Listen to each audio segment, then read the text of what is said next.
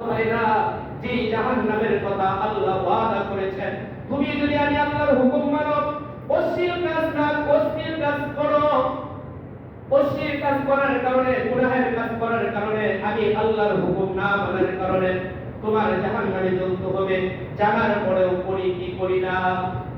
করতেছি না। সামান্যতম একটা গর্ত দেখে গেছে, মনে মনে ভাবনা এমন আছে এই গর্তের ভিতরে সাপ থাকতে পারে,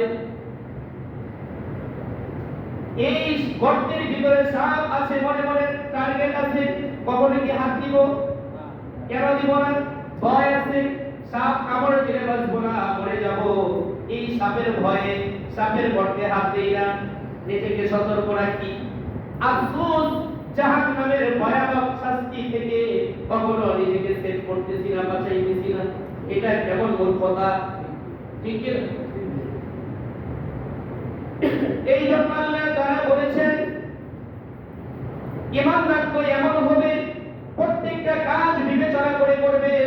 গুনাহের কাজ দেখলে ভয় পাবে, অশ্লীল কাজ দেখলে ভয় পাবে।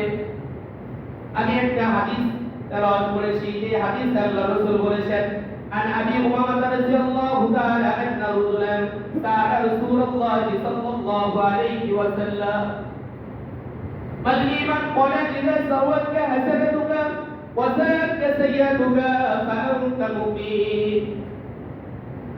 আল্লাহ রাসূল বলেছেন, কোন এক ব্যক্তি আল্লাহ রাসূলকে জিজ্ঞাসা করলেন, ইয়া রাসূলুল্লাহ, ইয়া হাবিবাল্লাহ, আমার ভিতরে ঈমান আছে, আমি কেমনে বুঝব? কত সুন্দর কথা। আফসোস, আজকে মসজিদ, এত সুন্দর মসজিদ, মুসল্লি নাই, ঠিক না?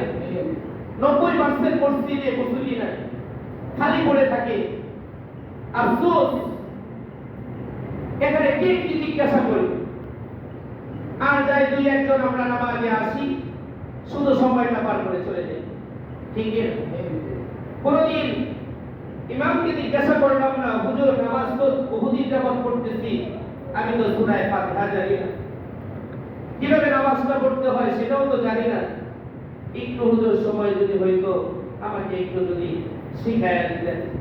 আফসোস, সাহাবায়ে কেরাম পঙ্খানুপঙ্খানুভাবে সব কিছু আল্লাহ রাসূল থেকে জানিয়ে নিতেন। এটাই হইল আল্লাহ রাসূলের উত্তম আদর্শের মধ্যে একটা আদর্শ। আল্লাহ রাসূল সব বিষয়ে সাহাবায়ে কেরামের সাথে মুযাকারা করতেন। এখন আমাদের এমন হয়ে গেছে যে হুজুর দেখলে, অনেক এমন মানুষ আছি আমরা, হুজুর দেখলে বিরক্ত বোধ হই। এই যে হুজুর আসছে, মাইক পাইছে, জানি না কয় মিনিট ওয়াজ করবো, কুসুম মাইকটা ছাড়বো, ঠিক না?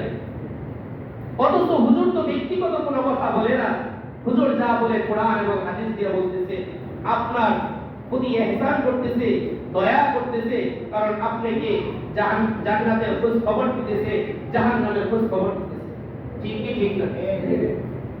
এই জন্য আমরা আলেমদেরকে মহব্বত করব, আলেমের কাছে যাব, কিছু শেখার চেষ্টা করব। তো সাহাবায়ে কেরাম কি করলেন?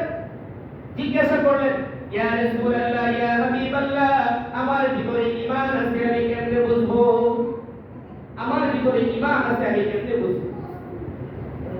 কোনদিন তো জিজ্ঞাসা করি না, হুজুর এই এক বেলা নামাজে আসি, আরেক বেলা আসি না, কেমন হয় কেন? হুজুর একটু পরামর্শ দেন। এমন পরামর্শ করছি কখনো? মন চাইলো আসলাম, মন চাইলো আসলাম না। কেন আসতেছি না এটাও তো বুঝতে হবে, আসার মনোভাব হয় না কেন এটাও তো জানার দরকার, ঠিক কি ঠিক না? সাহাবায়ে কেরাম জিজ্ঞাসা করলেন, ইয়া রাসূলুল্লাহ, ইয়া হাবিবাল্লাহ, আমার ভিতরে ঈমান আছে, আমি কেমনে বুঝবো? আল্লাহ রাসূল বললেন, ক্বালা ইযা সাওয়াতা হাসানাতুকা ওয়া যাআত সাইয়্যাতুকা ফাআনতা মুমিন। ও আমার সাহাবায়ে কেরাম, জানিয়ে রাখো, তোমার ভিতরে যদি ঈমান থাকে, ঈমান থাকার কারণে গুনাহের কাজ করলে দিলের ভিতরে পেরেশানি আসবে।